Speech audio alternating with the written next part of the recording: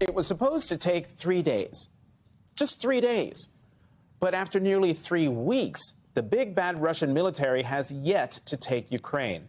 Russian soldiers are deserting right and left. Putin has to suppress the media in his country to keep the truth from his citizens. And now he's fighting a war on two fronts, physically in Ukraine and monetarily against the world.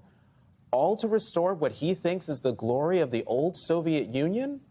He's either crazy or crazy like a fox, a very dangerous fox.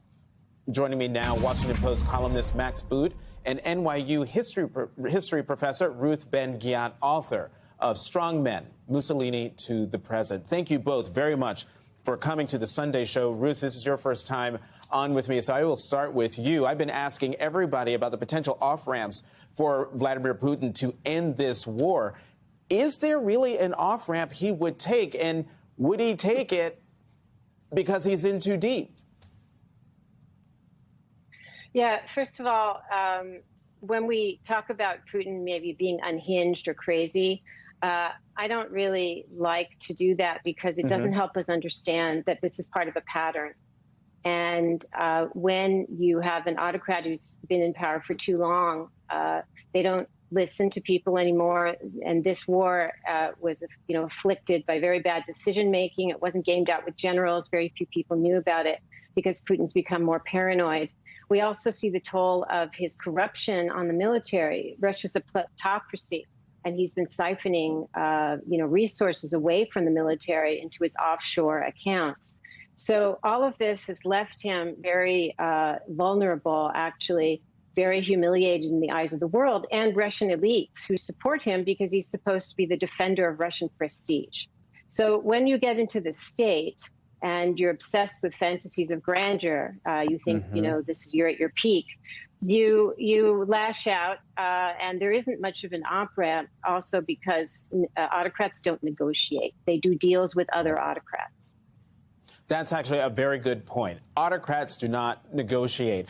Max, I want to pick up on something that Ruth was just talking about in terms of the Russian elites. How likely is it that the Russian elites will part ways with Putin and thereby loosening his stranglehold on the country?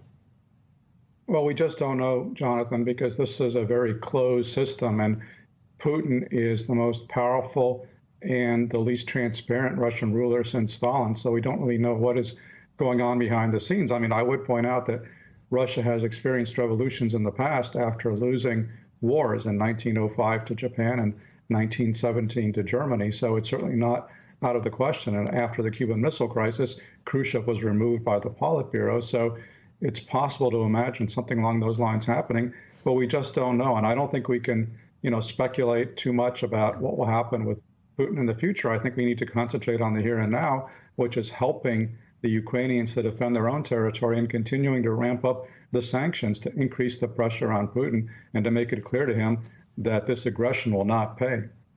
And I'm glad you brought up ramping up the sanctions on Putin, Max, because, Ruth, what I'm wondering is because of the seeming information blackout that Putin has imposed for Russia so that Russian citizens can't see the truth of what's happening, when will those ramped up sanctions start to hit the Russian people?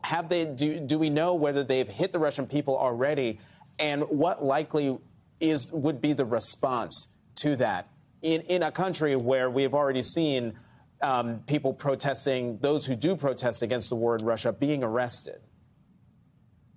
I think we're seeing the effects are starting to be seen. There's shortages, and also I think I think that daily life is going to become much more difficult. It's important to say that, before this war started, Putin had a 71% popularity rating, but young people were quite against Putin. And in fact, a new poll is 39% Russians aged 18 to 24 who are, more connected globally with social media are against the war. So this is going to make itself manifest in myriad ways. And one interesting point is that Putin's invested hugely for years in his personality cult, that he's invincible, he's omnipotent. And the thing in history that burst the bubble, it happened with Hitler and Mussolini, is when there's empirical evidence of their, that what they've done is having bad effects at home.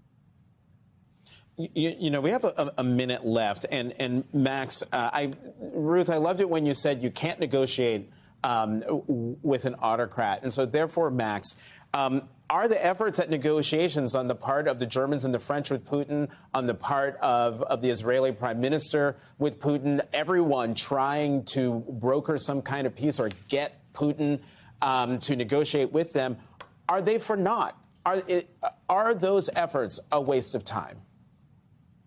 They're clearly not going to produce an agreement anytime soon because Putin has to be convinced that he is not going to win this war for him to seek a true diplomatic off-ramp. And I don't think he's convinced of that yet. But at the same time, I don't think that reaching out to Putin on the part of Western leaders is a waste of time, because I think it makes sense to judge his mindset, to see where he's coming from, to communicate with him directly. I think those lines need to remain open. But I think the Biden administration is taking the right stance here by saying that the U.S. is not going to get involved until we see evidence that Putin is serious about diplomacy. And we just have not seen that evidence right now. Instead, what we're seeing is evidence that the Russians are escalating the war and are committing terrible war crimes. And we need to stand behind the Ukrainian people in their fight for freedom. And only if the Ukrainians have more success on the battlefield, and they're already having quite a bit, as they continue to have more success on the battlefield, I think then you will see Putin starting to look for a way out of what I think eventually he will see is an unwinnable war.